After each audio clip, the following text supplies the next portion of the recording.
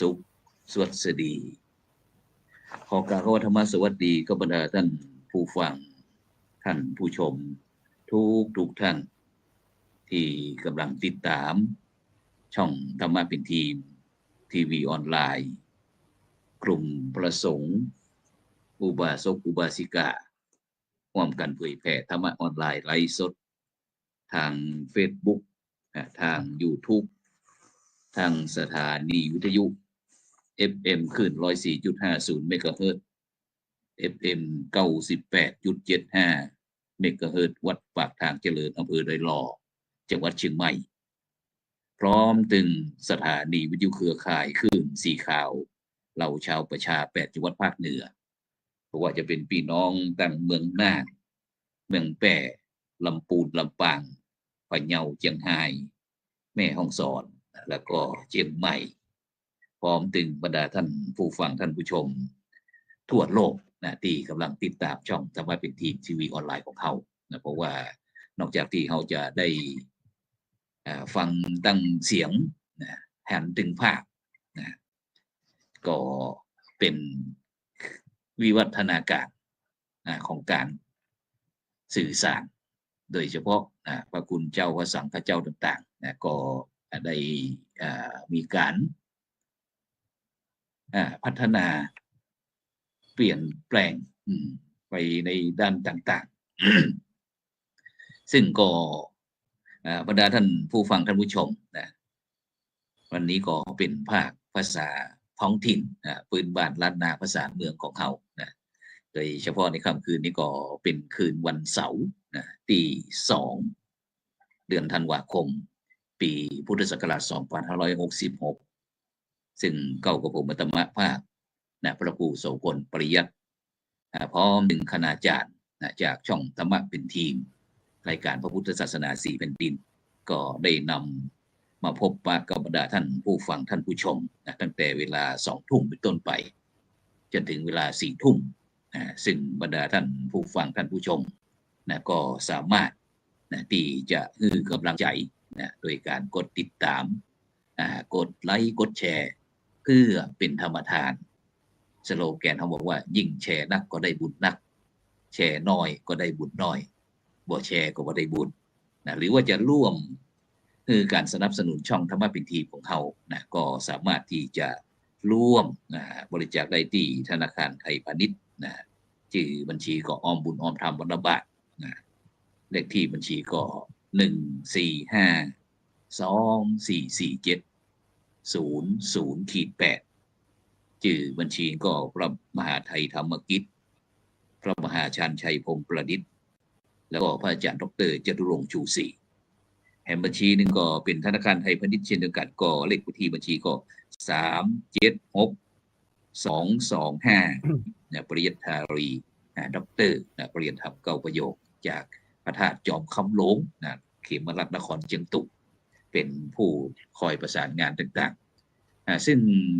บรรดาท่านผู้ฟังท่านผู้ชมวันนี้ก็ได้รับฟังกันทั่วประเทศทั่วโลกโดยเฉพาะภาษาภาคพื้นเมืองฉะนั้นเขาก็อยากจะให้บรรดาท่านผู้ฟังท่านผู้ชมเนี่ยได้มีส่วนร่วมโดยเฉพาะในช่วงแรกนี้เขาก็จะมีการสนทนากับบรรดาคณาจารย์ที่มาร่วมรายการของเขาซึ่งรายการพุทธศาสนา4แผ่นดินก็คือตั้งแต่ประเทศจีนประเทศพม่าเมียนมาประเทศไทยประเทศลาวเนี่ยเชียงต่างๆเจียงต่างๆนี่ตั้งแต่เจียงฮุ้งเจียงตุงเมืองยองเจียงแสนเจียงของเจียงทองเจียงคำเจียงใหม่เจียงไฮ้วันนี้แถมครบท่านอาจารย์พระครูคนบอกว่าวันนี้เขาครบ4แผ่นดินเลยเนาะยังขาดที่เจียงทองของเขาขาดตั้งพี่น้องตั้งประเทศสปป.ลาวซึ่งในโอกาสต่อไปก็คงจะได้กราบนิมนต์เพิ่นได้เข้ามาร่วมเพื่อที่เขาจะได้เรียนรู้บรรยากาศแต่ละพื้นที่เป็นจะได้พ้องฉะนั้นก็บรรดาท่านผู้ฟังท่านผู้ชมก็เตรียมตัวเด้อวันนี้เขาก็จะเปิดก็บรรดาท่านผู้ฟังท่านผู้ชมนั้นได้มีโอกาสได้มีส่วนร่วมได้โทรเข้ามาแจมเข้ามาอู้แต่ว่านี่ก็ เป็นรายการพระพุทธสังฆพัฒนาเพื่อประชาชนก็เป็นภาคภาษากลางนะจากนั้นปออุ้ยแม่อุ้ยก็บอกว่าอุ้ยภาษากลางบ่เคยแข่งนะท่านว่าครูจากนั้นวันนี้เต็มที่นะเตรียมตัวได้เลยจดเบอร์โทรศัพท์ไว้0833247984นะซึ่งเหลือเวลาสักเกินชั่วโมงได้เขาก็จะเปิดโอกาสนะครับบรรดาท่านผู้ฟังท่านผู้ชมอยากจะเข้ามาร่วมนะแต่ถ้าท่านใดต้องการอยากจะหันตึงภาพหันตึงเสียงนะก็ทาง YouTube นะหรือว่าทางเฟซทำเป็นทีม IDTO ทำเป็นทีมสากลนะพิมพ์เข้าไปนะช่องทำมาเป็นทีมเขาก็จะหันตึงภาพหันตึงเสียงส่วนปอุ้ยไม่อุ้ยที่เขาฟังตั้ง FM ก็บ่ต้องน้อยอกมองใจนะส่งเดี๋ยวโทรศัพท์เข้าก็แล้วกันนะฉะนั้นก็บรรดาท่านผู้ฟังท่านผู้ชมอยากจะสนทนาอยากจะอยากจะคุยเรื่องอย่างมีประสบการณ์อย่างมาเล่าสู่กันฟังโดยเฉพาะวิถีทำวิถีพูดเขานี่แหละนะซึ่งโดยเฉพาะคนเมืองพี่น้องคนเมืองก็สามารถที่จะเข้ามาจาภาษาคนพื้นบ้านล้านนาเขาได้ฉะนั้นก็ต้องขอบคุณอนุโมทนากับบรรดาท่านผู้ฟังจะเตรียมตัวไว้0833247984นะฉะนั้นก็พยายามที่จะกับบรรดาท่านพี่น้องFC ด้วยเนาะว่าจะว่าคณะศรัทธาก็เป็นงานวัดลงไป ขอใจว่า FC ก็แล้วกันแฟนคลับก็แล้วกันเนาะฉะนั้นก็รับฟังอะไรก็โทรเข้ามาฉะนั้นก็ในช่วงนี้เขาก็จะกลับไปสนทนากับผู้ร่วมด้วยกันเขาก่อนได้แนะนำได้เข้ามาแต่ละรูปแต่ละท่านวันนี้ก็ตอนนี้ก็เข้ามาที่3รูป4ถึงผู้ดำเนินรายการไปที่รูปแรกก็แล้วกันไปที่ท่านอาจารย์พระครูสุจินต์วรคุณเจ้าคณะตำบลศรีดอนใจเจ้าอาวาสวัดตาข้ามศรีดอนใจตำบลศรีดอนใจอำเภอเชียงของจังหวัดเชียงรายนมัสการครับท่านอาจารย์พระครูสุจินต์ครับผมผมกราบคารวะครูบาอาจารย์ทุกรูปครับที่กำลังสาธุเข้ารายการครับผมแล้วขอเจริญพรคณะสัตยาสาธุชนที่เข้ามาชมรายการในขณะนี้ครับครับแล้วก็โดยเฉพาะ FC ตั้งคณะศรัทธาวันศรีดอนใจตะข้ามเตรียมตัวเบอร์1โทรเข้ามาให้กำลังใจท่านอาจารย์พระครูสุจินต์วรคุณเอาด้วยอันนี้ต้นลุงนี่บอกว่าโอ้บ่มีไผว่าตุ้ยหาเอาสักอย่างเลยก็อีน่ะบ่ได้จะไปน้อยหน้าพี่น้องจากวัดอื่นพี่น้องเชียงรายไปที่รูปครับแชร์ไปแล้วนะครับเนาะไปโอเคเตรียมเลยครับ0833247984ก็ไปที่รูปที่2แล้วครับท่านอาจารย์พระมหาวรเชษฐ์กับมหาวิริโยนะครับนี่ก็วัดสันปะยังหลวงอำเภอเมืองจังหวัดลำพูนก็วัดบ้านยื่นเมืองยองนะครับนมัสการอาจารย์มหาครับผมสาธุน้อมไม้สาครูบาปรมีครูบาอาจารย์เจ้าตุจุทุกองค์นะครับตลอดถึงครูบาอาจารย์ที่ตามรายการฟังวิทยุแล้วก็ขอจำเริญพรโปรดศรัทธาญาติโยมที่ถึงเจียงตุงเมืองยองเชียงใหม่ลาปูนแล้วก็ทั่วโลกอังกฤษสวีเดนมันนี่ตัวนะครับแค่นี้ก่อนครับผมครับสาธุครับไปที่รูปที่3เลยครับไปที่ท่านตู้หลวงวัดพระธาตุจอมคำหลวงเขมรัตน์นครเชียงตุงกับท่านอาจารย์พระมหาดวงทิพย์ปริยัติธารีนะครับดร.ปริญญาธรรมเก้าประโยคครับนมัสการครับอาจารย์ดร.มหาดวงทิพย์ครับขอถวายความเคารพครูบาอาจารย์ทุกรูปนะครับแล้วก็ขอเจริญพรนะครับเรียกว่าสวัสดีเนาะพ่อแม่พี่น้องตั้งผู้ที่รับฟังรายการพุทธศาสนาสิแผ่นดินทุกท่านเลยนะครับอันนี้นะครับเนาะอาจารย์ครับก็ใช้เสียงเชียงตุงพ่องครับอาจารย์วันนี้นี่ที่เชียงตุงนี่กำลังเตรียมหลายอย่างครับเชียงตุงนี่คือเขาเตรียมงานอาจารย์แต่ว่าผมไม่ได้อยู่เชียงตุงก็เลยมาช่วยงานที่แชมป์สวนครับวันนี้เชียงตุงนี่เขามีสอบครับอาจารย์พรุ่งนี้จะเป็นวันมอบรางวัลแล้วก็ประกาศนียบัตรครับอาจารย์ครับสอบนักธรรมเนาะนักธรรมวารีครับสอบทุกอย่างครับอาจารย์ครับผมครับผมของคณะสงฆ์เป็นก็เรียกว่าเป็นสอบสนามหลวงของคณะสงฆ์เชียงตุงครับอาจารย์ครับครับสาธุครับจากนั้นก็บรรดาท่านผู้ฟังท่านผู้ชมบอกว่าจะเป็นตั้งเมืองยองเชียงตุงเชียงหุ่งเชียงทองเชียงคำเชียงแสนเชียงของเชียงใหม่เชียงไฮ้นะเชียงต่างๆนี่นะ ได้ฟังแล้วก็โทรเข้ามาเบอร์หนึ่งนะ083 324 7984ซึ่งในขณะนี้บรรดาท่านผู้ฟังท่านผู้ชมก็กำลังติดตามรายการพระพุทธศาสนา4แผ่นดินนะซึ่งวันนี้เราก็จะสนทนาเรื่องพุทธบริษัทยุควิถีใหม่นะทำพูดคิดอย่างไรดีนะซึ่งเขาก็จะใจเป็นภาษาเมืองฉะนั้นก็ผู้อุ้ยแม่อุ้ยก็ต่างๆนะที่ติดตามรายการเอานะวันนี้โทรมาเด้อวันนี้นะถ้าบอกโทรที่พูดดำเนินรายการจะโคตรเด้อนะไปที่ท่านอาจารย์พระครูสุจินต์ครับวันนี้ในช่วงนี้ที่วันนี้ออกอากาศที่วัดศรีดอนใจตาข้ามเนอะเป็นจะได้พ้องครับที่เจียงของครับทางเลาะแม่น้ำโขงเขาเป็นใจพ้องบรรยากาศในช่วงนี้ครับช่วงนี้อากาศดีครับอาจารย์ครับ เพราะว่ามีฝนน้อยๆครับแมลงวันนี้นะช่วงเย็นวันนี้แล้วก็อากาศรู้สึกจะเย็นครับ แต่ว่าช่วงก่อนนั้น2-3 วันก่อนนั้นหนาวครับ แต่ว่ามาช่วงหลังๆ2-3 วันถัดมาเนี่ยรู้สึกว่าจะร้อนนะตอนนี้ก็เริ่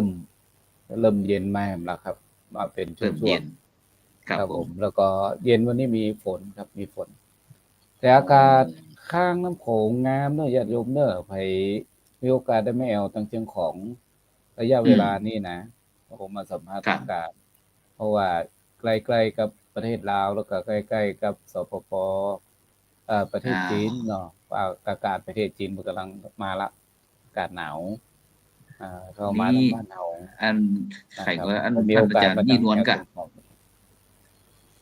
อาจารย์มหาวชิรเปิดไม้หน่อยอย่างก็ไข่ก็ท่านดาวนวลเมืองยองครับกำลังครับอย่างก็เลยชื่อดาวนวลดาวนวลนี่เนาะครับผมจะได้เปลี่ยนเพิ่งจับเดี๋ยวจะเปลี่ยนเดี๋ยวจะเปลี่ยนชื่อเพิ่นหน่อยเดี๋ยวแป๊บนึงเดี๋ยวบรรดาท่านผู้ฟังท่านผู้ชมอาจจะอ่านบ่ออกที่เนาะดาวนวลจากเมืองยองนี่แหละครับผมพิมพ์ใหม่ก็ได้ท่านดาวนวลพิมพ์ชื่อใหม่มันสระอามันตกไปครับเรียบร้อยแล้วผมยิ้มเรียบร้อยแล้วโอเคครับผมเอาไปที่ท่านพระอาจารย์ดาวนวลเมืองยองนมัสการครับท่านอาจารย์ได้ยินก่อนทุกรูปเดี๋ยวดีใจด้วยจะร้องบัณฑิตป้ายแดงวันนี้เนาะเดี๋ยวโชว์หน่อยเอาเลยทักทายดาวนวลได้ทักทายก็บรรดาท่านผู้ฟังท่านผู้ชมสักหน่อยหนึ่งเจริญพรญาติโยมทั้งหลายที่เข้ามาชมอาตมาภาพเป็นภาษาย้องเขาเลยนะภาษาย้องนะวันนี้ภาษาท้องถิ่น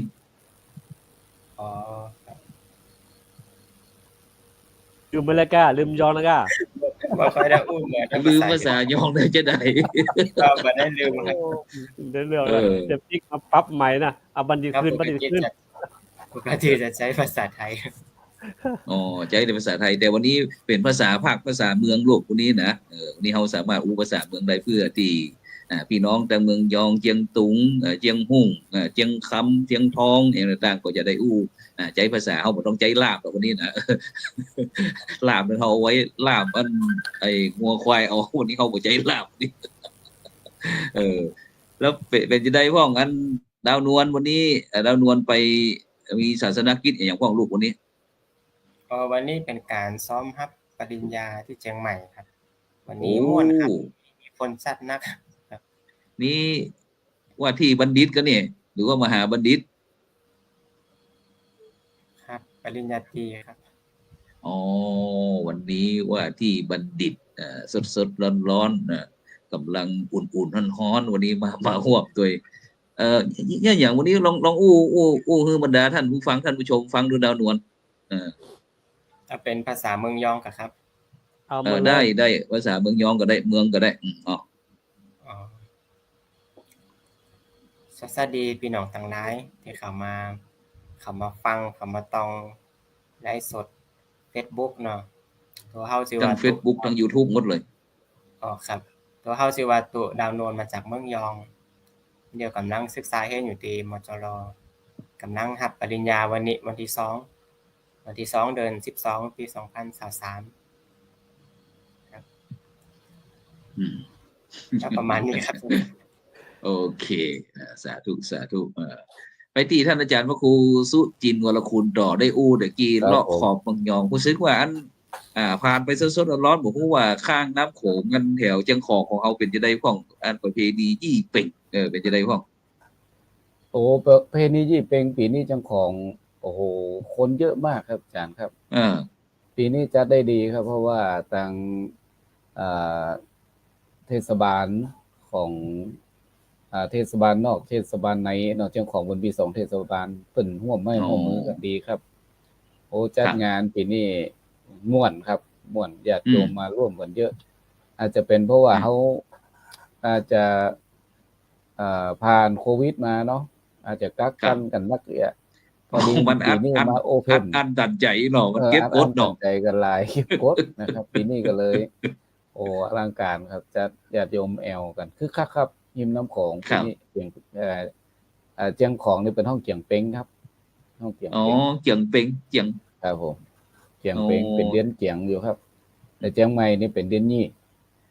เป็นยี่เป้งนึกว่าเดือน12มนตรงนี้เป็นห้องเจียงเป้งครับเดือน1อยู่ครับผม12มนล่องพองไตเป็นเดือนลื่นนะครับนี่นะเดือนเกียงเนี่ยเป็นเดือนลื่นครับครับผมเป็นนับเดือนแบบลื่นครับถ้าเป็นเมืองเนี่ยเป็นนับเดือนยี่ละคนเมืองคนนั้นเนี่ยคนเมืองเอาห้องเดือนยี่ถ้าลื่นเป็นห้องเดือนเกียงอยู่ครับเจียงของเนี่ยอาจจะนับแบบลื่นนะครับแบบพี่น้องไตลื่นเนาะแต่วันนี้ก็คือครับวันนี้เป็นวันหยุดเสาร์อาทิตย์นะครับแต่หิมน้ำโขงเนี่ยตอนนี้ทางรัฐบาลเป็นงบประมาณครับเป็นถนนคนเดินเนาะส่งเสริมการท่องเที่ยวถนนคนเดินเนาะแม่น้ำโขงและคือเป็นสถานที่แอลครับที่พักผ่อนหย่อนใจก็เลยเนี่ยคือญาติโยมในมีที่พักผ่อนกันวันเสาร์อาทิตย์มีร้านจัดดนตรีอะไรเงี้ยครับญาติโยมก็ไปนั่งฟังเพลงกันพาลูกพาหลานไปนั่งพักผ่อนกันครับสนุกสนานเลยว่าเจ้าของเนี่ยเสาร์อาทิตย์แวะมาเนอร์หิมฟังโขงรับรองม่วนงานสัตว์เล้าแล้วก็มันมีที่พักที่อย่างสะดวกสบายดีก็ที่แถวเลาะน้ำโขงของเขาที่เจ้าของมีโรงแรมจานมีโรงแรมที่น้ำโขงเยอะครับญาติโยมได้พักผ่อนมีตั้งแต่5 ดาวครับ5 ดาว4 ดาว3 ดาวมีหมดเลยครับถ้าผมมีดาวนี่ก็ 2,000 ลงมานะครับครับถ้าผมมีดาวนี่ก็สลาวัดเนาะมาวัดตะข้ามได้ครับ อันนี้มีดาวนะครับยินดีต้อนรับมาวัดตะข้ามมีดาวแต่มีเพียงแค่ศรัทธาเนาะเขามีดาวแต่เขามีศรัทธาเป็นนอนมาเลยสิ่งสนใจนะครับตาถูเหียผ้าห่มเหียหมอนเหียสบายมากครับแต่ทุกคนแบบโฮมสเตย์สีดอนชัยมีครับที่โฮมสเตย์เนอะมีบ้านพักโฮมสเตย์แบบราคาย่อมเยา100 กว่าบาท150ครับสบายนะครับมาพักกันวันนี้บอกว่าหมู่อันแม่อันทักไปมีใครอ่านเลยนี่ใช่อย่ารับกันวันนี้บอกว่าแม่แม่นแก้วแม่มาดุ้งบ่ล่างมัวไปเมาอันละครอย่างก็ทักไปดักติ้งเนี่ยครับไปที่นั่นอาจารย์มาลุงทิพย์ดูครับอาจารย์มาลุงทิพย์อยู่ที่ไหนบรรยากาศเนี่ยอย่างอยู่ตอนนี้ครับผมอาจารย์ครับครูบาอาจารย์ทุกรูปครับผมตอนนี้ก็ผมมานะครับมาเป็นโครงการปฏิบัติธรรมประจำปีของวิทยาลัยประชานานาชาติอยู่ที่แคมป์สนนะครับเขาค้อจังหวัดเพชรบูรณ์นะอาจารย์ครับแคมป์สนตรงนี้เริ่มตั้งแต่วันที่23มาแล้วครับถึงวันที่7ครับวันนี้ก็ใกล้ๆวันที่3วันที่2แล้วก็ประมาณ5วันก็จะออกโครงการแล้วครับก็มีนิสิตนักศึกษาพร้อมด้วยครูบาอาจารย์ก็ประมาณ250 คนรูปครับก็มาครับมี3นิกายเลยครับมีทั้งนิกายเทรวาสมหายานแล้วก็วัชรยานพร้อมด้วยญาติโยมครับอาจารย์ก็เป็นการที่ปฏิบัติที่เข้มข้นพอสมควรครับแล้วก็เวลาสวรมพระอาจารย์จะมีว่าคือเขาก็ยังมีการหลากหลายนะครับทั้งกำหนดพองยุบอาจารย์พองยุบกำหนดภาวนาแบบมีนับประคำก็มีกำหนดแบบอมิตาภะก็มีพระอาจารย์มีทุกอย่างครับหลากหลายว่าเราจะสอบคือตามมจรแล้วเนี่ยคือเป็นพองยุบเนาะแต่ว่าก็เนื่องจากว่ามันเป็นนานาชาติครับคือเขาก็ยังใช้แบบเดิมเขาก็โอเควิปัสสนาจารย์ก็โอเคได้ขอ คุณกำหนดได้กำหนดกรรมฐานได้กำหนดปฏิบัติได้ก็โอเคละไม่ว่าจะเป็นสายไหนจะเป็นวิธีไหนก็ตามนะครับมันก็เหมือนกับว่ามันมีหลายวิธีในการที่จะไปเชียงใหม่มันมีหลายวิธีที่จะไป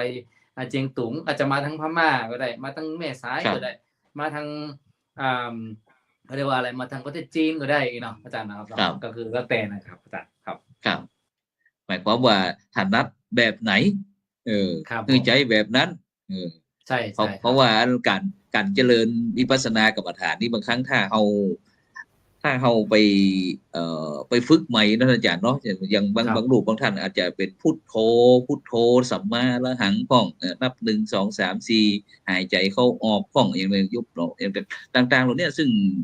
เป้าหมายที่แท้ก็เรื่องก็เพื่อที่จะทำให้จิตเฮามันนิ่งเนาะจิตมันสงบมีสมาธินะเพื่อที่จะได้เข้าถึงหลักในทางพุทธศาสนาง่ายนักยิ่งขึ้นเพราะว่าเป็นเพียงเทคนิคหรือว่าวิธีการที่จะทำให้จิตเฮานิ่งนะครับเนาะฉะนั้นก็บ่มีปัญหาอย่างแต่ก็คือ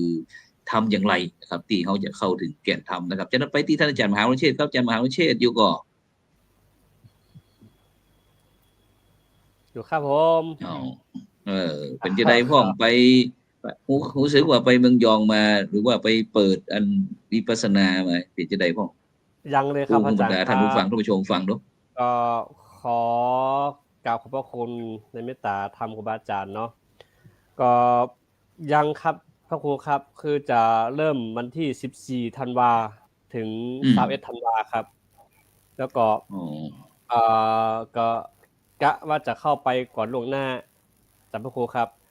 ก็ขอเชิญชวนพวกศรัทธาตามเมืองยองเป็นการวัดใจพวกศรัทธาเมืองยองนะประชาสัมพันธ์ตั้งไทยไปแล้วถ้ามีใครมาเข้ากับอายเปิ้นก็ขอเจริญพรเพราะมันเป็นใหม่ครับพระครูครับแต่พวกมันเป็นใหม่แล้วก็เพราะว่าเมืองยองนี่ส่วนมากจะต้องรูปกรรมเนาะสายพวกน้อยยุบน้อยยังมีใครไปทำนะครับก็หลังจากที่ทั้งผมเขาคณะวิปัสสนาจารย์เจียงตุงเมืองยองก็รวมท่านอาจารย์เจ้าคุณภาวนาธรรมพิรักษ์เนาะครับผมเข้าไปที่เริ่มก็รู้สึกว่ามีการตื่นตัวผมก็เลยว่าน่าจะมีคนมาต่อยอดพ่องน้อยกะผมก็เลยว่ามีโครงการ7วันเนี่ยลองดูเพราะว่า3วันนี่มันกำลังอย่างใดดีมันมึนงงอยู่ครับจะไปตั้งซ้ายตั้งขวาจังหวะได้แต่เพราะฉะนั้น7วันนี้เป็นการที่มาต่อยอดก็เลยว่าขอ7วันนอนเต็นท์นะครับนอนเต็นท์ไผเต็นท์มันเอาแล้วก็ข้าวปลาอาหารเขาก็มีให้เรียบร้อยพร้อมทุกอย่างเพราะฉะนั้นก็พวกศรัทธาทั้งหลายที่ฟังรายการอยู่นี้ก็เชิญชวนนะครับวันที่14ที่จะถึงนี้เขาก็ไปร่วมปฏิบัติธรรมกันเพื่อจะให้หมู่เฮาทั้งหลายเนี่ยเขาเข้าถึงแก่นของศาสนาแท้ๆโดยที่บ่ต้องไปอ่านหนังสือโดยที่บ่ต้องไปดูสื่ออย่างเพียงแต่มาดูสื่อใจของเฮาเนี่ยจะทำให้เฮาเข้าถึงทะลุปลดปลงถึงความมืดมัวของเฮาที่มันไปในของเฮาเนี่ยอย่างนั้นจางออกไปบางออกไปก็ยังดีดังนั้นก็ขอเชิญชวนครับขอเชิญชวนแท้ๆละขอเชิญชวนนะครับผมแล้วก็อันนอกจากเชิญชวนแล้วก็อันประเพณียี่เป็งที่ผ่านมานี่บ้านเฮามีที่เมืองยองที่เชียงตุงเฮานี่มียี่เป็งก็ได้เล่าให้ฟังบ่ทุกขอบคุณครับก็ที่จริงแล้วปีนี้เดือนของข้างจะคลาดเคลื่อนกันครับยี่เป็งของเมืองยองนี่คือมันถึงว่าจะไวกว่า1เดือนจะไวกว่า1เดือนเดือนเจียงเราเป็นห้องเดือนเจียงนะครับเดือนเจียงก็คือเป็นเดือนเจียงเป็งก็คือเป็นเดือนปกติจะตรงกันเป๊ะเลยแต่ปีนี้เนี่ยเดือนเจียงเป็งจะพุ่นจะก่อน1เดือนนะครับเพราะฉะนั้นก็คือว่าเมื่อก่อนนี่บ่เคยมีครับอาจารย์ครับคือเรื่องแล้วกระทงเนี่ยมีแต่ว่าด้วยวัฒนธรรมที่พี่น้องทางเมืองยองจึงตุงก็ดีทางพุ่นน่ะมาขายแรงงานบ้านเฮาแล้วก็มารับรู้มันเคยเล่นแปลงเอากล้วยต้นกล้วยไปกระทงเนี่ยจากที่บ่เคยมีกระทงขายปัจจุบันนี้มีกระทงขายครับมีรถกระทงขายเพราะฉะนั้นมันก็เป็นวิธีใหม่มันก็เป็นการรับเอาสิ่งใหม่เข้าไปนะครับแล้วก็ทำให้แต่ว่าน่าห่วงอย่างนึงคือว่าสภาพแม่น้ำลำคลองเนี่ยมันตื้นขึ้นมาตื้นเขื่อนขึ้นมานะครับตื้นเขื่อนขึ้นมาแล้วก็ทำให้กลัวอย่างนึงว่ากลัวไฟจะไหม้ตามตะลิงคือมันมีแต่ใบไม้อะไรอย่างเงี้ยครับมีแต่ขยะนะครับอันนี้ก็คือน่าห่วงอย่างนึงนะครับนั่นก็คือมีครับปัจจุบันนี้มีละเริ่มมีเรื่องการลอยกระทงนะครับครับผมครับ อ๋อนะครับฉะนั้นก็ลอยกระทงมีแล้วก็อันไปที่จอมคำหลวงเขาเนาะจอมคำหลวงอันเขมรัตนครเชียงตุงเขานี่ ครับผ มี ม ยี่เป็งก็นี่ ก็ยี่เปงก็ถ้าเป็นยี่เปงก็จะเป็นเดือนเจียงเปงเดือนเจียงเปงเชียงตุงก็ผ่านไปแล้วครับ ก็คือมีประเพณีการตักบาตรมหาบิณฑบาตหลวงจะนิมนต์พระสงฆ์มาถึงมดตึงเมืองเลยครับ มาบิณฑบาตที่วัดพระเจ้าหลวงมหายมุนีกลางเวียงครับผมพระอาจารย์ครับ ครับก็เพราะฉะนั้นก็คือจะนิมนต์มาแล้วก็นิมนต์พระสงฆ์มาครับจะมามีเขายี่เปงครับยี่เปงเนี่ยส่วนมากก็เจียงตุงเนี่ยคือจะเป็นช่วงออกพรรษามากกว่าครับอาจารย์ครับเพราะว่าออกพรรษาเนี่ยจะมีการประดับไฟฟ้ามาโคมไฟต่างๆครับผมอาจารย์แล้วก็ถ้าเป็นเดือนยี่จริงๆแล้วก็จะเป็นเข้าปริวาสกรรมครับอาจารย์ครับยี่เปงนะแต่ว่าเนื่องจากว่าภาคเหนือเนี่ยล้านนานะครับจะไวกับเจียงตุง1 เดือนครับอาจารย์ครับปกติเนี่ยนะสมมติว่าเป็นยี่เปงเจียงตุงก็จะเป็นเดือนเก๋งเนาะหรือว่าเป็นเดือนเจ๋งนะครับเดือนดาวเพ็ญเดือน1นะครับผมซึ่งก็เป็นวันช่วงส่งท้ายของกฐินเนาะอาจารย์เนาะทีนี้เนี่ยถ้าหากว่ามาดูของเฮาแล้วเนี่ยของเจียงตุงกับล้านนาก็แต่ปีนี้เนี่ยมันตรงกันครับอาจารย์มันตรงกันแต่ว่าทีนี้ก็ถ้าเป็นช่วงวันที่ผ่านมาเนี่ยวันเดือนลอยกระทงที่ผ่านมาเนี่ยเจียงตุงก็คือมีสอบนักธรรมครับอาจารย์ครับก็แปลเหมือนกันปีนี้เลื่อนเวลาหน่อยครับเพราะว่าเนื่องจากว่ามันมีหลายอย่างก็เลยเลื่อนเวลามาสอบตอนนี้พรุ่งนี้ก็จะเป็นวันมอบประกาศนียบัตรครับคือแก่นักเรียนนักศึกษาของคณะสงฆ์เจียงตุงครับผมอาจารย์ครับครับผมครับฉะนั้นเราไปพระอาจารย์ไปที่ผู้ร่วมรายการของท่านนะครับท่านอาจารย์พระมหาธนวุฒิขัตยานะโสพโนครับอาจารย์ครับช่วยเปิดไมค์โดยทักทายกับบรรดาท่านผู้ฟังท่านผู้ชมได้ยินก่อนอาจารย์มหาธนวุฒิได้ยินไหมเอ่ย กำลังเครียดกันดีก็อาจารย์มหาธนวุฒิได้ยินก็ยิ้มหน่อยดูเป็นภัยลุกได้มานี่อย่างเตี้ยนะครับฉะนั้นเนี่ยเราก็ได้อู้กันถึงเรื่องในกิจกรรมในช่วงนี้นะครับนะประเพณียี่เปงแล้วก็โดยเฉพาะกลับไปที่เมืองยองกับเชียงตุงหน่อยกฐินครับกฐินมีก็การกฐินมีก็กฐินมีครับจ๋าครับครับซึ่งถ้าย้อนไปเมื่อก่อนนะครับน่าจะนุกทิพย์เนาะเมื่อก่อนจริงๆนี่บ่เคยมีกฐินนะครับคือความเข้าใจของเจ้าบ้านทุกเจ้าในหั่นน้อยมากที่จะเข้าใจแต่เปิ้นฮ้องว่าผ้าตอนผ้าตอดหายอันนี้ก็ต้องขอความขยายจากอาจารย์ดาวนวลเพราะอาจารย์ดาวนวลอยู่เมืองยองนานซึ่งท่านอยู่ตรงนั้นก็คงจะเข้าใจดีกว่าผมเพราะผมนี่มาตั้งแต่น้อยปุ๊บเนี่ยบางทีก็ลืมไปแต่พอผ้าตอดหายเนี่ยมันเตอก็เขาก็มันตอดหายอย่างใดแต่ว่าผ้ากฐินนี่มาช่วงหลังหลังจากที่อันพระภิกษุพระหนุ่มน้อยแล้วก็ปกศรัทธาของเฮาได้มีโอกาสรับสื่อมากขึ้นได้เห็นหูมากขึ้นนักขึ้นก็ทำให้ปกศรัทธาต่างเฮามีเจตนาแล้วเอาเข้าไปตัวส่วนนึงก็เป็นการเชื่อมโยงกันครับอาจารย์ครับมีช่วงหลังครับช่วงหลังมีมาแล้วครับครับโอเคครับเดี๋ยวเฮาจะไปที่ท่านอาจารย์พระมหาธนวุฒิกำนึงน่าจะเปิดเสียงแล้วกันอาจารย์มหาธนวุฒิได้ยินแล้วครับผมครับผมได้ยินก็ครับอาจารย์ครับได้ทักทายกับบรรดาท่านผู้ฟังท่านผู้ชมทุกเปลี่ยนไปทั้งใดอยู่ที่ไหนต้องขอเข้ามาด้วยพอดีเน็ตมันรุดครับขออะไรด้วยครับผมขอใบสาธารณจารย์พระครูสุพลปริยัติผู้ประธานดำเนินรายการธรรมะสี่แผ่นดินพร้อมโดยครูบาอาจารย์ทุกรูปนะครับอาจารย์หมอโรเชษฐ์หลวงพ่อพระครูสุจินบรคุณนะครับครับผมก็เพิ่งสวดมนต์ป่าสวดธรรมนต์ทำบาพำนองแบบสมาธิธรรมวัดป่าเพิ่งเสร็จครับก็เลยวันนัดสัจจะกับท่านอาจารย์พระครูบอกว่าวันนี้จะรวมเข้ารายการผมว่าเข้าครับแต่พอดีผมขอตั้งสัจจะว่าตั้งแต่วันที่27มาเนี่ย27ไอ้ช่วงลอยกระทงเนี่ยเป็นยี่ขึ้นสิมาค่ำเป็นยี่เนี่ยก็จะสวดมนต์ป่า7วันที่หน้าอุโบสถบรสมีธรรมครับอาจารย์ครับตั้งสัจจะเอาไว้วันละ2 ชั่วโมงหรือ1 ชั่วโมงครึ่งเพราะว่าการสวดธรรมวัดมนต์ป่าเนี่ยมันเป็นการสวดมนต์ตำราเดิมมาจากหลวงปู่ครูบาธรรมจินดาอดีตครูบาเจ้าวัดปงสนุกด้านเหนือแล้วก็สืบทอดมาถึงครูบาธรรมใจ ครูบาธรรมจารย์นี่เป็นสมภารเจ้าอาวาสวัดวัดโพสนุกใต้ซึ่งได้ร่วมสายเกจิกับหลวงปู่ครูบานันตาวัดตรงหมันใต้แล้วเผอิญหลวงพ่อแก้วรัตนานุรักษ์หรือครูบาแก้วเนี่ยเพิ่นได้สืบทอดทำนองสวดสมาธิธรรมวัดแบบป่าแบบทำนองล้านนาของนครลำปางเนี่ยหีบห้อยมาจากพระมหาป่า ผมปัญโยตีวัดไหลหินครับอาจารย์ครับดังนั้นทำนองครับผมครับทำนองอาจจะเป็นทำนองธรรมวัดแบบปื้นเมืองลำปางโดยตรงนะครับถึงได้เพื่อนเสียงเนี่ยมันค่อนข้างจะใจพลังเสียงเยอะครับคล้ายๆกับสวดเบิกอาจารย์ครับแต่ว่าทำนองเนี่ยอาจจะคิดแผนจากทำนองเบิกนิดหน่อยครับผม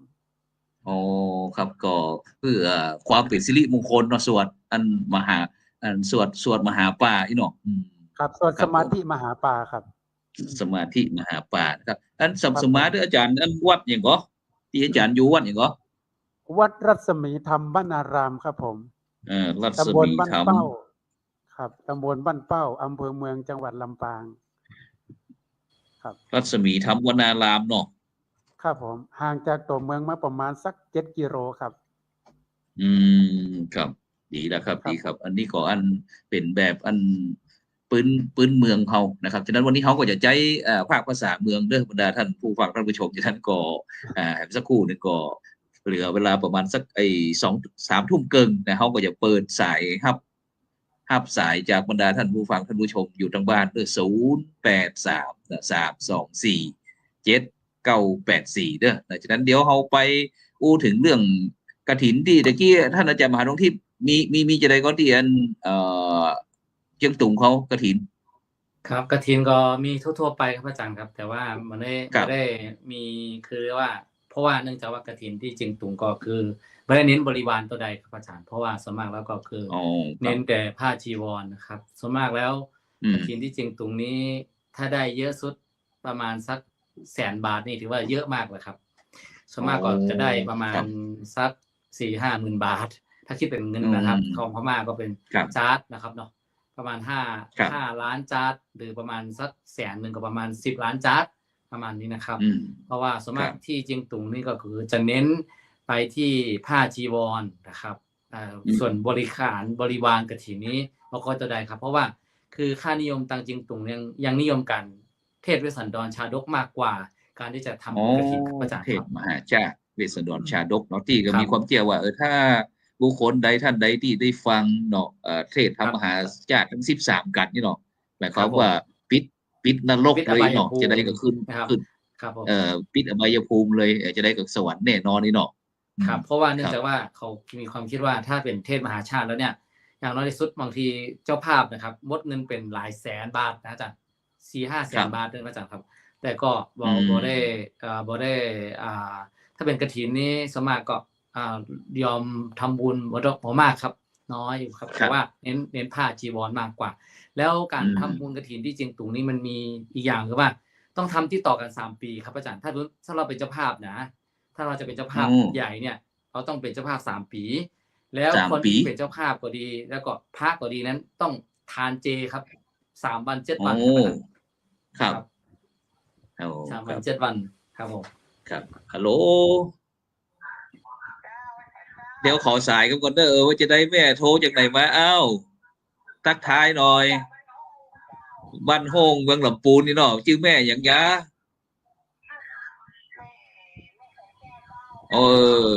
วันนี้อยากจะสนทนาอย่างอู้กับผู้ร่วมรายการนั้นรายการพุทธศาสนา4 แผ่นดินล่ะ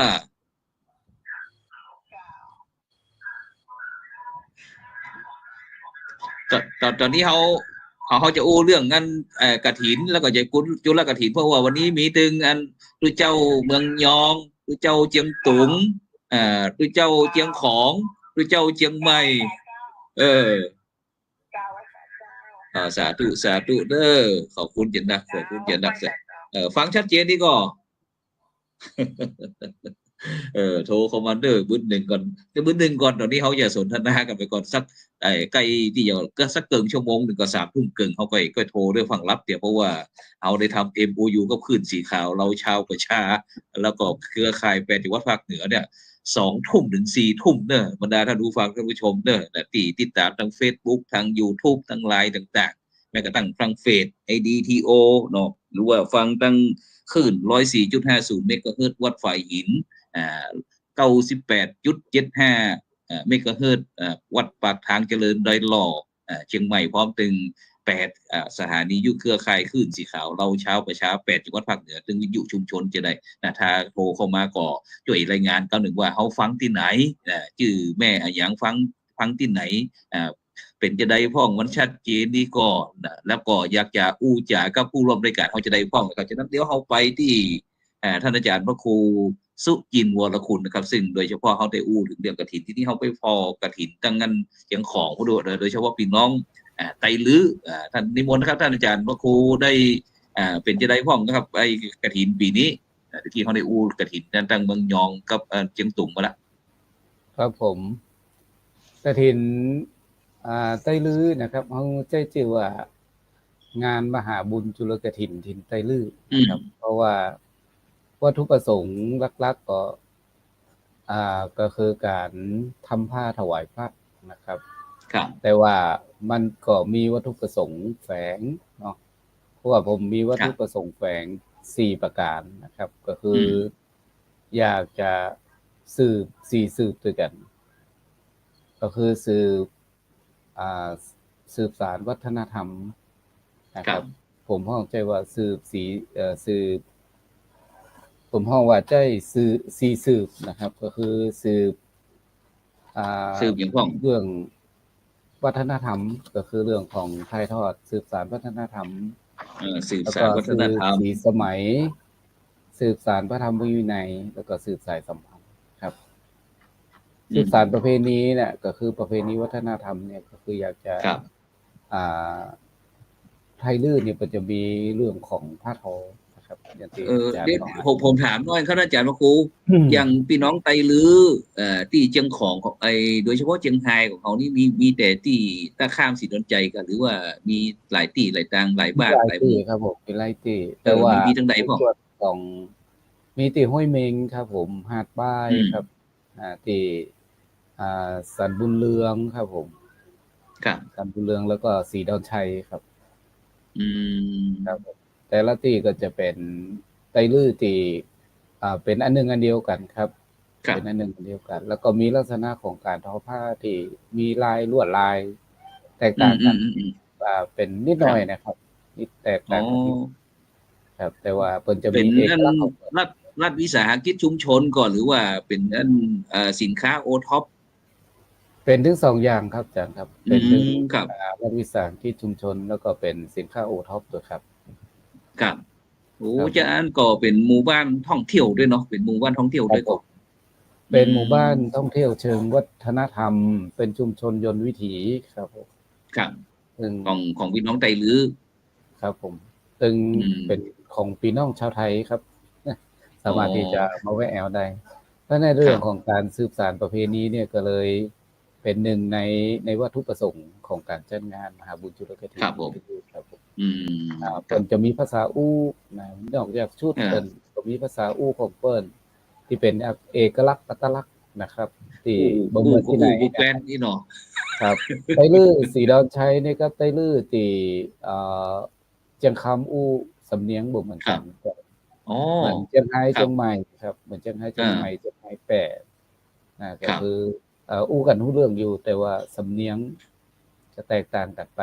นะครับนะครับอันนี้คือสืบสานประเพณีอาหารการกินครับอาจารย์มีขันโตกมีการจัดอาหารไตลื้ออาหารท้องถิ่นคือแขกเพิ่นมาแอลได้จิ้มเนาะได้จิ้มนะเป็นวัฒนธรรมทางด้านอาหารลำพี่เนาะลำน้ำพริกน้ำปูครับน้ำพริกน้ำปูอันสีดอนชัยนี่บ่เหมือนที่อื่นเนอะจะได้มันแตกต่างกันเลยโสพลได้ไปฉันแล้วมันก็ครับบ่เนี่ยจำได้นะครับผมเป็นนั้น เดี๋ยวรอหมูแม่แว่นแก้วแม่ดุงเงินนิมนต์ไปฉันก่อนก่อยไปเอา มีโอกาสนิมนต์ทั้ง5-6 รูปครับไม่เอาสีดำไทยเราจะสืบสานประเพณีแล้วก็สืบ4 สมัยครับคือว่าทุกประสงค์ของการจัดงานก็คืออยากจะให้เยาวชนรุ่นใหม่เนี่ยเป็นได้หันเนี่ยจะมีเด็กตัวเล็กตัวน้อยเนี่ยมาแอวงานมาร่วมในการแอวมาพอการปั่นไฟการต่อหูนะครับซึ่งเด็กรุ่นใหม่เนี่ยก็ค่อยหันแล้วนะถ้าเขาบ่ซื้อประสานกันไว้นี่นะเขาบ่ส่งเสริมเขาบ่จัดมาถ้าปั่นไฟนี่พอไอ้ต่อไฟพอจะนี่อยู่แต่หูกนี่มันหูกนี่ก็คือที่เป็นแท่นอยู่ด้านหลังนี่ก็ครับผมเป็นแท่นอยู่ด้านหลังครับอันนี้ยากครับจานปั่นไฟเนี่ยยากครับดึงไฟจากตีเปิลเอาไปกิ๊กเป็นลูกแล้วมาดึงให้เป็นเส้นเนี่ยครับยากนะครับแต่ยากกว่าเสาไหมครับอาจารย์ว่าเสาไหมเนี่ยไหมนี่เปิดเป็นเส้นอยู่แล้วแต่ฝ้ายเนี่ยเปิดมาได้เป็นเส้นเป็นดอกฝ้ายครับเป็นปุ้ยเนี่ย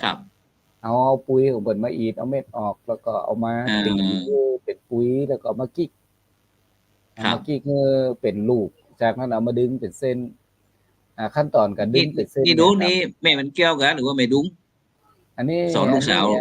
อันนี้แม่ยังแฮม2 สาวครับไม่ใช่แม่แว่นอันนี้เป็น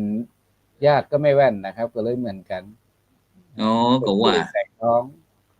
อันนี้โยมไม่แสงทองเสื้อดำนิยมปัดเสื้อผ้าโพกหัวนี่เป็นแม่แสงทองครับแสงทองครับผมอันนี้นี่เป็นแม่กล้าขายของครับแม่กล้าขายของแม่วราพรเนาะครับแม่ครูก็ครูเลยเป็นข้าราชการครูก่อนครับอันนี้ก็เป็นการส่งต่อครับอันนี้ก็จะเป็นรุ่นใหม่แล้วครับอันนี้ก็มาขายต่อบ่เป็นก็มาขายกันมาก้ามาขายกันครับแล้วก็อันยังชุดละออนประจายนี่ดูนี่ก็เป็นผ้าลื้อก่ออันนี้เป็นลื้อเมืองเงินก็อาจารย์เสื้อขาวเนี่ยจะหันว่าเปิ่นจะมีคอปกคอเนี่ยปกคอบนนี่นะฮะจะบ่เหมือนอันนี้ไม่ใช่ชุดไทยลื้อสีดอนชัยครับก็เป็นการผสมผสานกันระหว่างไทยลื้อเมืองต่างๆเอามาใส่คนกลางนี่ก็จะเป็นผ้าต้อยแล้วก็คนล้านนาแล้วเนี่ยต่างๆอันนี้เป็นใจไทยลื้อนะครับอันนี้เป็นมาแจมครับคนมาร่วมงานครับผสมผสานกันเนาะร่วมกันครับมาร่วมกันครับผมอันนี้ก็เป็นการสืบ4 สมัยอย่างที่ผมว่าเนี่ยแล้วข้อที่3เนี่ยเป็นการสืบสานพระธรรมวินัยสืบสานจะได้สงเรื่องของการฮับกฐินอาจารย์เป็นเรื่องของวินัยสงฆ์ในเรื่องของว่าพระสงฆ์ที่จำพรรษาควรไตรมาสก็มีอานิสงส์ที่จะได้รับกฐินครับเขาก็อยากจะอันนี้เป็นนักศึกษาจากมหาวิทยาลัยธรรมศาสตร์นะครับนักศึกษาดูงานนี้โดยครับมีทั้งพุทธอิสลามคริสต์รวมกันหมดอันนี้สาวอิสลามถามอยู่ว่าพี่น้องหรือมีผ้าคุ้มหัวด้วยกันอีเดี๋ยวจะถามเมื่อนั้นน่ะเป็นมาแอลบ้านลือเขาเพิ่นก็มาใส่ชุดเป็นนักเรียนแลกเปลี่ยนเรียนรู้ไอ้เนาะครับผมเป็นแต่เป็นสาวอิสลามครับแต่ว่าเปิ้นก็บ่ได้วัฒนธรรมมันมีขอบเขตจังเนาะเอาแบบนี้แม่นเอาเป็นเรื่องของวัฒนธรรมก็เลยบอกแล้วภาพนี่ดูอันนี้น้อยวันนี้มันอย่างตอนเก็บฝ้ายครับผมอาจารย์ดอกฝ้ายต่างๆเนี่ยนะอันนี้จะเก็บฝ้ายจากสวนแท้ๆเลยครับเอามาให้แม่บ้านเปิ้นเอามาทักมาทอเป็นผ้าผืน1ภายใน1 วันครับหรือเฮาฮ้องก็ที่ส่วนอันนี้เป็นขบวนแห่ดอกฝ้ายครับขบวนแห่ดอกฝ้ายจากบ้านเจ้าบ้านเพิ่นจะเก็บดอกฝ้ายจากหัวให้ไปนะแล้วก็มาฮ้อมกันครับหาบมาบ้านหาบมาวัดกันเอามาอีดมาตอนี่ครับเนี่ยอันนี้เป็นกระรอกเกวียนที่เอาดอกฝ้ายจากเจ้าบ้านล้องัวล้อควายสมัยก่อนเนาะควายนะครับแต่ว่าตอนนี้ควายมันหายากเฮาก็เอาคนลากเอาคนลากเอาครับแต่ว่าถ้าอาจารย์ครูอยากจะมีควายนี่อันปีหน้านี่ขออันเป็นหมู่บ้านรักษาศีล5รอบนึงเพราะว่าปีหน้านี่หมู่บ้านรักษาศีล5เฮาจะแจกควายหมู่บ้านละ2ตัวปีที่ผมได้รับรางวัลนี่เพิ่นบ่ได้แจกครับตัวอันก็ได้แล้วครับปีแล้วนี้แจกงัวปีหน้านี่แจกควายอาจารย์พระครูเป็นหมู่บ้านรักษาศีล5ปีไหนก่อปี64ครับอาจารย์ปีโควิดปี64บ่ได้ไปโชว์งานที่วัดไร่ขิงสกรรมเนาะบ่ บ่ได้ไปครับอาจารย์ครับ แล้วก็ โควิด วัดก็บ่ได้จัดใหญ่ครับ ตอนแรกว่าจะโช อื ว์วัฒนธรรมไทยลื้อเฮาคือ ครับ ครูบาอาจารย์เพิ่นได้มาเยี่ยมชม ปรากฏว่า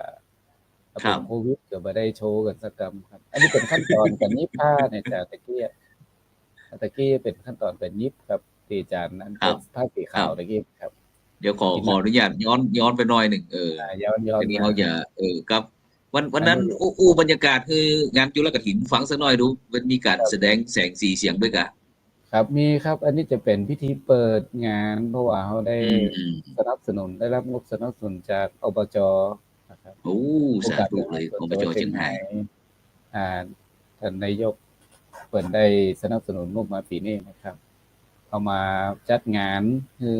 ขึ้นอย่างน้อยหนึ่งเองนะนอกจากเจ้าภาพรักนะครับ อันนี้ก็จะเป็นนักเรียนที่โรงเรียนนะครับที่มาร่วมในงาน โรงเรียน อันที่สีน้ำใจเขาเนาะ ครับผมเขาก็เน้นในเรื่องของบวรเนาะบ้านวัด ครับ โรงเรียนเนี่ยอย่างมาร่วมงานกัน อืม อันเนี้ยครับถ้าที่เขาต่อเสร็จก็จะมายิบมือครับ ครับ ชาวบ้านมันก็ยิบแต่ด้านหลังนี่อาจารย์เดี๋ยวพิเศษด้านหลังนิดนึงนะครับ อันนี้จะเป็นผ้าลายของลายพระราชทานของอ๋อกรมสมเด็จกะ สิริวัลย์นะครับองค์สิริวัลย์วรีนารีรัตน์นะครับที่ อ๋อ เป็น ครับผม ลายขอนะฮะลายตะขอเนี่ยฮะแล้วก็ขึ้น ครั มา บ บ้านเขามาทอ แล้วก็ปีนี้แม่บ้านศรีดอนชัยเนี่ยส่งเข้าประกวดได้เหรียญทองพระราชทานครับ โอ้ ได้เหรียญทองพระราชทาน ครับครับผม เป็นแห่งรางวัลหนึ่งที่น่าภาคภูมิใจ ครับ นะ อันนี้วิธีการยิบ อันนี้ แล้ว ต้มครับต้มแยกมันครับ มาย้อมแล้วเนาะเริ่มย้อมแล้วเนาะ ที่เขาเซตครับ เอาไปต้มแยกมัน อืม ธรรมชาติออกจากผ้าก่อนที่เขาจะย้อม อ๋อ ถ้าบะต้มเนี่ยมันบะติดครับสีบะติด ครับ อันนี้ก็เอามายิบเป็นจีวรก่อนเป็นสบง ครับ ก่อนครับ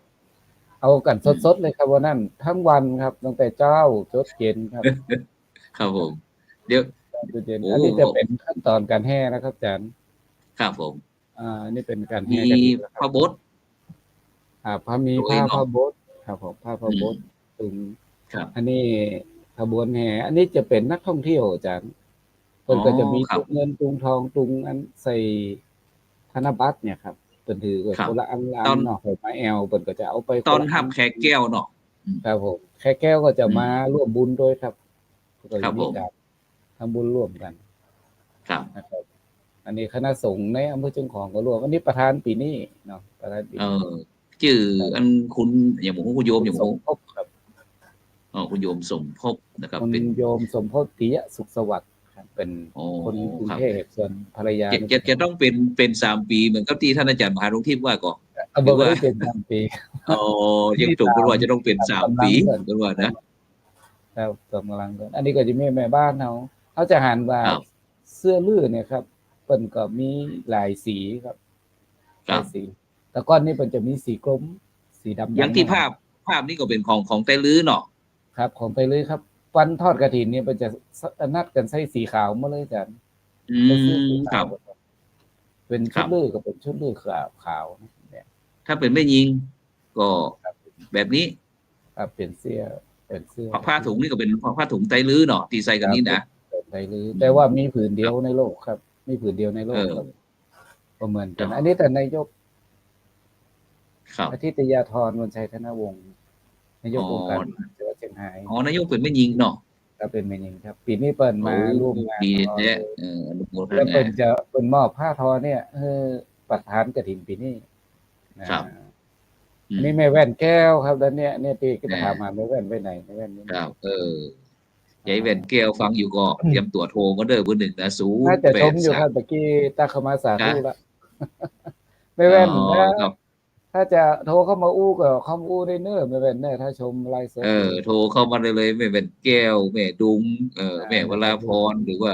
FC ต่างๆเด้อนึกถึงกันวันนี้มาช่วยกันคืออันตายจากพระครูสุจินต์น้อยวันนี้นิมนต์มาออกเรื่องจุลกฐินนะของพี่น้องไต้ลื้อ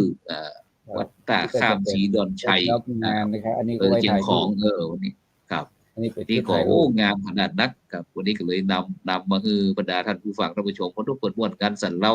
อันนี้ จะได้บรรดาท่านผู้ฟังบางท่านบ่ได้หันภาพเนาะ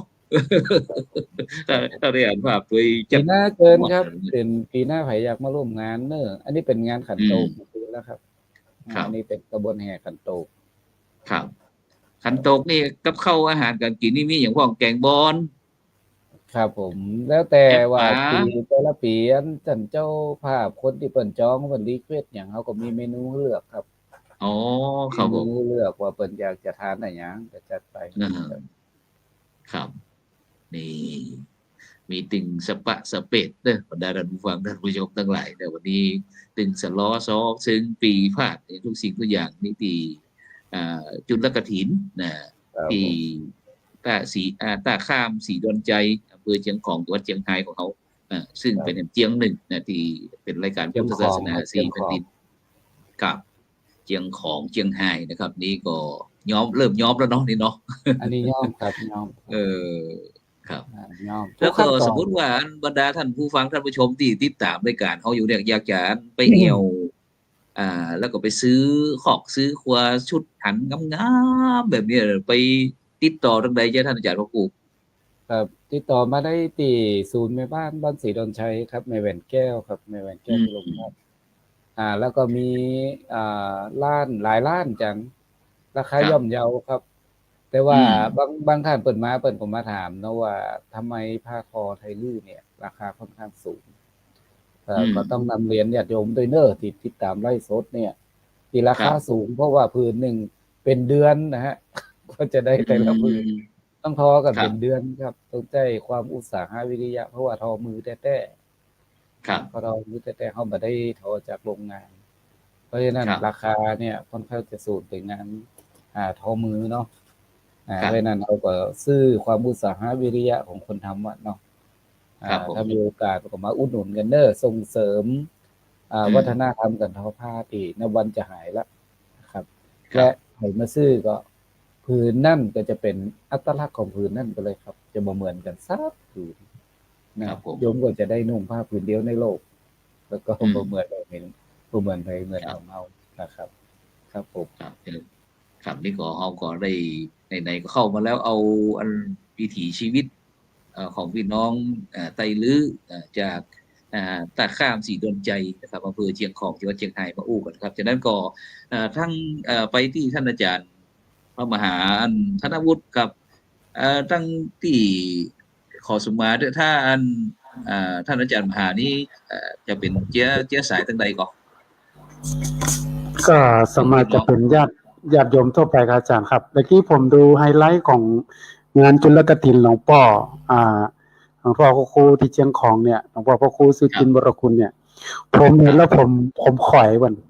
เพราะผมขอยนะอาจารย์ขอยด้วยนะครับเพราะว่าผมตั้งจิตปรารถนาว่าผมมาอยู่วัดเนี่ยหลายปีละเพราะว่าวัดผมเนี่ยมันเป็นวัดตีดงกันถือฐานศาสนาก็คือคริสต์พุทธอิสลามฉะนั้นเนี่ยวัดของผมเนี่ยถ้าอู้ต่างภาษาเป็นวัดเมียน้อยเนาะอาจารย์เนาะ